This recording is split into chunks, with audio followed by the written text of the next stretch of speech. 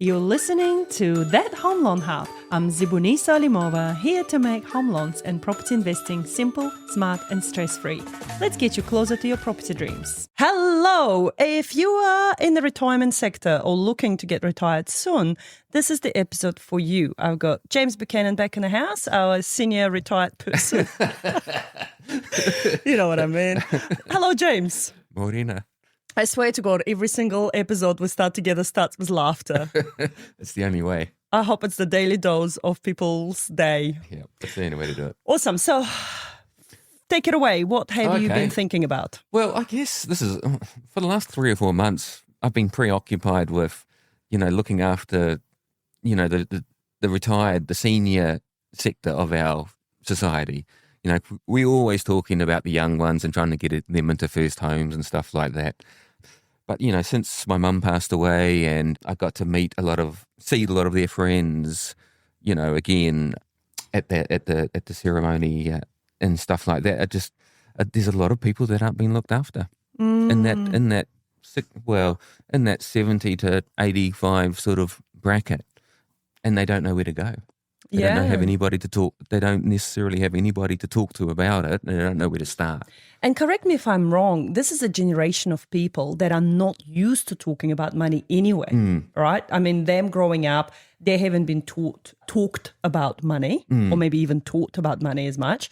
And then that's usually a generation where there's a male that's predominantly the main income earner. Yep. And then the wife was the housewife that will look after the household and the kids. So they weren't really talking about finances to each other to begin with. And then going and talking to someone else about finances and what to do. And as you say, succession planning of what's going to happen with that money when they retire and how to spend the rest of the money to make sure it lasts, because people do live longer now. So how do we change the narrative? What do we do here? Yeah, it's interesting. I mean, I've been listening to some really interesting, there's people out there that are focusing on this area in terms of succession planning, because it is really important. We've got to try and encourage people, our elders, to discuss with the younger ones, the people coming through, what their plans are, what their purpose is after they pass away, what do they want done with their estate, and that sort of thing, because there's a lot of, often nobody knows, and if a will's not been done, it can be a real nightmare. And that's what the positive thing I learned from my mum is that she organised everything before she passed away. She was really onto it. So Dad doesn't want to go on computers and look after his finances and stuff like that. So when we knew Mum was getting really sick, I jumped in and I'm now looking after the finances. But Mum and Dad shared exactly what they wanted to do. So it became really easy. And when Mum did pass away, we knew exactly what we had to do because Mum had told us very clearly what she wanted. But I think that's rare. It is very rare. I think it's very rare. And because I speak to a lot of people within the women circles that I'm in, and there are women from young age to retired age. And the common theme that's coming through, not a lot of women had the same opportunity as your mum, knowing about finances, being savvy about finances, being organised enough to leave behind the wills and wishes.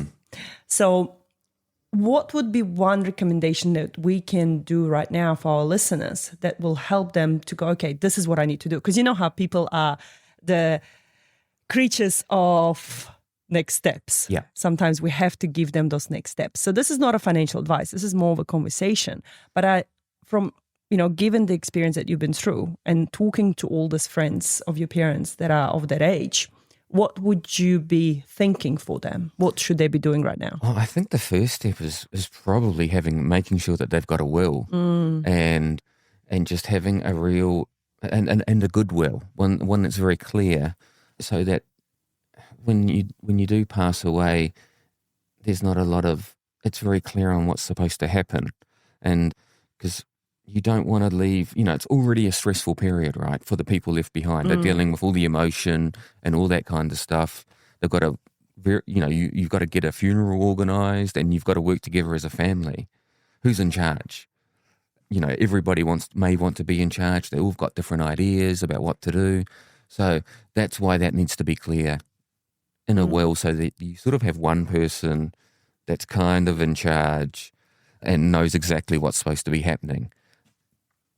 And that will take a lot of the conflict out of a terrible situation, because you're already under quite a bit of stress. So.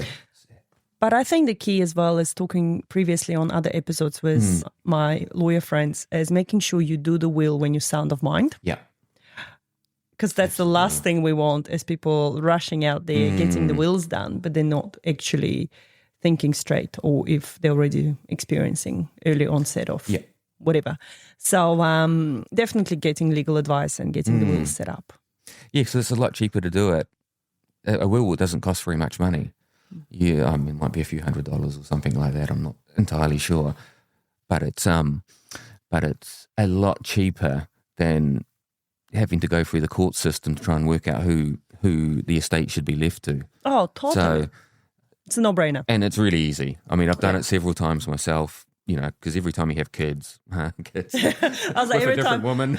Every time Rebecca pisses you off, your will changes. Yeah, or the kids, take that kid out. And, when you get married, apparently you're supposed to change your will and all that kind of stuff.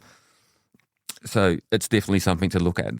That's a main one. And having somebody, I think what they call is an enduring power of attorney, which is somebody who, and this is even for younger people, if something happens to you and you're incapacitated, you're not able to make decisions, it could be from any kind of accident or playing sport or something like that, and you're not able to make those decisions legally, who is your enduring power of attorney? So, I mean, that's important when you've got dependents and a large estate, or even an average-sized estate. You need somebody who's going to step in and make those decisions for you. Okay. I think my parents certainly have one. I don't think I have one. It's probably my wife, I suppose. If something happens to me, I'd have to double check that. But so even myself, I don't think I have that. So, and I'm out cycling. I don't know when I'm going to get by a car. Let's not go there. Not go there. But you're possible. Right. Yeah. What happens then? Absolutely. Awesome. So for those that are listening, if you are thinking about what steps should I start taking to prepare for that retirement, apart from, making sure you've got your mortgage paid off and getting KiwiSaver, etc., think about other things, wills, enduring power of attorney. What does the life look like for the ones left behind if you were to pass away? Yeah. So there is no mess and there's no family dramas, because that's what happens sometimes as well when someone passes away. And I mean, that happened when, my own grandma passed away. There was some family dramas in there, not necessarily about the money, but as you say, like the wishes of the one that passed away. What happens? Where do they want to be buried? How do they want everything to go?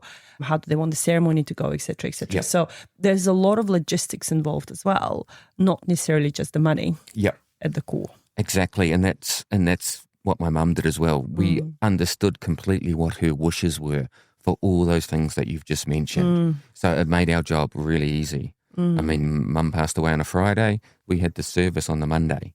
Yeah. So it was very easy and clear to do, because she was always very organised. So in life and in death. Well done, Mum. Absolutely, thank you. Well done, Mum. Awesome. James, thank you so much for sharing such an important message. We'll wrap it up here. But for those that are listening, and if you want to explore this further, feel free to reach out, because we do have connections with those in the legal system as well that we can point you in the right direction as well. Thank you. Goodbye. Bye.